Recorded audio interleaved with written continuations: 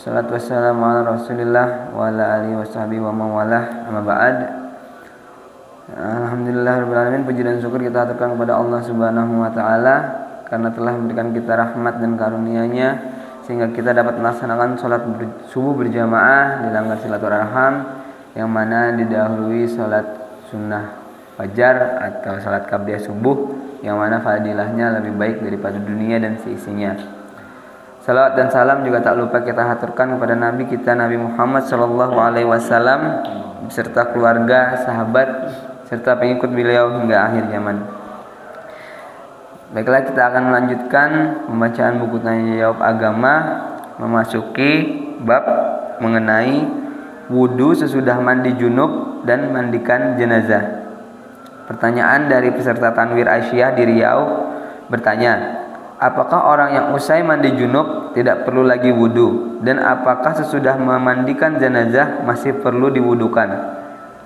Jawabannya adalah yang pertama, kalau dalam melakukan mandi sesuai dengan yang dikerjakan Nabi Shallallahu Alaihi Wasallam maka tidak perlu wudu, sesuai hadis riwayat Bukhari dan Muslim dari Aisyah dan hadis riwayat Ahmad, Abu Daud dan An-Nasai, At-Tirmizi serta Ibnu Majah dalam himpunan Pusat Tarjih halaman 63 dan 64, yang artinya dari Aisyah menerangkan bahwa Nabi Shallallahu Alaihi Wasallam apabila mandi karena junub memulai membasuh kedua tangannya, kemudian menuangkan dengan tangan kanannya pada tangan kirinya, lalu mencuci kemaluannya, lalu wudu seperti wudu untuk sholat, kemudian mengambil air dan memasukkan jari-jarinya di pangkal rambut sehingga apabila ia merasa bahwa sudah merata, ia siramkan air di kepalanya 3 kali tuang, lalu meratakan ke seluruh badannya, kemudian membasuh kedua kakinya. Hadis riwayat Bukhari dan Muslim.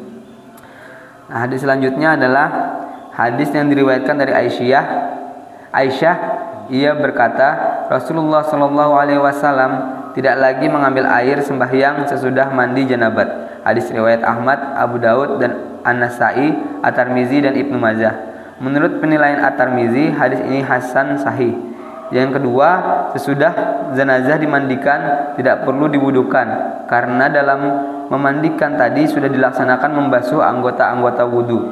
Dari riwayat Bukhari dan Muslim dari Ummu At-Tayyah dapat kita pahami hal itu. Dilihat pada himpunan putusan tarjih halaman 234. An Ummi Atiyah qalat qala Rasulullah sallallahu alaihi wasallam fi ghusli natihi ibda bima yaminima wa mawadi'il wudu'i minha.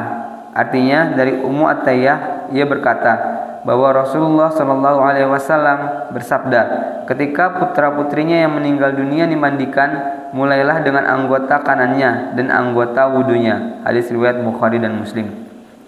Alhamdulillah, kita telah sama-sama mendengarkan tanya jawab agama mengenai wudu sesudah mandi junub dan memandikan jenazah. Semoga sama-sama menambah pengetahuan serta keimanan kita. Marilah sama-sama kita tutup dengan membaca doa kafaratul majelis. Assalamualaikum warahmatullahi wabarakatuh.